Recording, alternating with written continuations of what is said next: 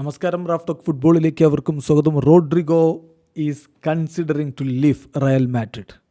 മാർക്കയുടെ റിപ്പോർട്ടാണ്. Yes, Brazilian super താരം Rodrigo Real Madrid വിടുന്നത് പരിഗണിക്കുന്നു. അദ്ദേഹം കാര്യം മനസ്സിലാക്കുന്നു.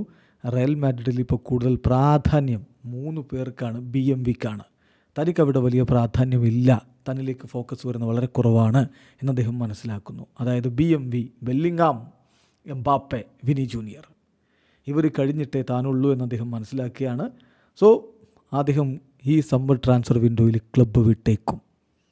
റേഡിയോ മാർക്കയുടെ റിപ്പോർട്ടിലേക്ക് പോയാൽ അദ്ദേഹം അവിടെ തുടരണമെങ്കിൽ ഒരേ ഒരു സാധ്യതയുള്ളൂ. പുതിയ കോച്ച് വന്നിട്ട് അദ്ദേഹം അവിടെ തുടരണം എന്ന് ആ കോച്ച് ആവശ്യപ്പെട്ടെങ്കിൽ മാത്രമാണ് തീരുമാനത്തിൽ മാറ്റം ഉണ്ടാവുകയുള്ളൂ. Only an express request from the new manager to convince him to stay would change Rodrigo's idea, which is to close his chapter at Real Madrid this summer. So നിലവിൽ അദ്ദേഹത്തിൻ്റെ ഐഡിയ എന്ന് പറയുന്നത് Real മാഡ്രിഡുമായി ബന്ധപ്പെട്ട തൻ്റെ അധ്യായം ഈ സമ്മറോടുകൂടി അവസാനിപ്പിക്കാനാണ്.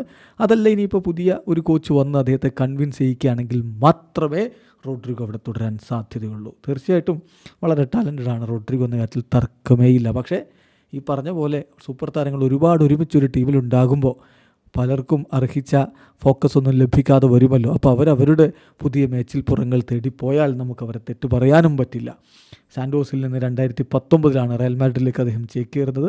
പിന്നീട് അവിടെ സുപ്രധാന വിജയങ്ങളിൽ അദ്ദേഹം പങ്കാളിയാവുന്ന കാഴ്ച നമ്മൾ കണ്ടു.